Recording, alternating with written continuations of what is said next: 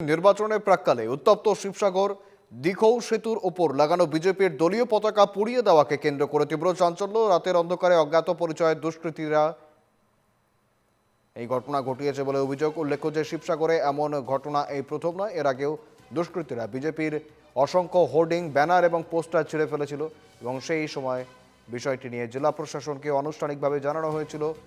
বারবার এই ধরনের ঘটনার পুনরাবৃত্তি ঘটায় স্থানীয় দলীয় কর্মীদের মধ্যে ব্যাপক ক্ষোভ এবং উত্তেজনা। নির্বাচনের আগে এই ঘটনায় দলীয় কর্মীদের মধ্যে ব্যাপক চাঞ্চল্য।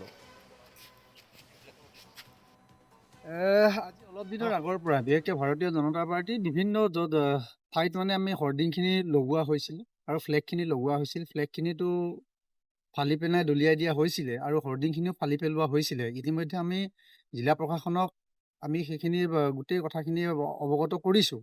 এপ্লিকেশ্যন দি পিনে তেওঁলোকক অৱগত কৰাৰ পাছতো আজি আকৌ পুনৰাবৃত্তি ঘটাইছে। আজি আমাৰ দিখৌ দলঙৰ ওপৰতে আমাৰ ফ্লেগখিনি বন্ধা আছিলে। সেই ফ্লেগখিনিত আজি 9 বজাৰ পিছত আমাৰ ফ্লেগসমূহ জ্বলাই দিয়া হৈছে। সেইটো কাৰণে আমি ইয়ালৈ যেতিয়া খবৰ এটা লাইভ ভিডিঅ' পোৱাৰ পাছত আমি খবৰ ল'বলৈ আহোঁ, ইয়াত আমি দেখিছোঁ গোটেই ফ্লেগখিনি জ্বলাই থোৱা আছে। কিহৰ ফ্লেগ জ্বলাইছে? আমাৰ বিজেপি ভাৰতীয় জনতা পাৰ্টিৰ ফ্লেগ জ্বলাইছে। আমি যিহেতু আমি জিলা প্ৰশাসনক আমি জনাইছিলোঁৱে আজি কেইদিনমানৰ আগত, তেওঁলোকে কিন্তু আজিলৈকে সেইখিনি আমাক কৰায়ত্ব কৰিব পৰা নাই। যিসকল সেই দুষ্কৃতিকাৰী আছে, সেই দুষ্কৃতিকাৰীসকলক অতি শীঘ্ৰে জিলা প্ৰশাসনক অনুৰোধ জনাইছোঁ, তেওঁলোকে অতি শীঘ্ৰে কৰায়ত্ব কৰি উচিত শাস্তি প্ৰদান কৰিব লাগে বুলি আমি অনুৰোধ জনাইছোঁ। বেনাৰ চেনাৰ যথেষ্টখিনি ফালিছে।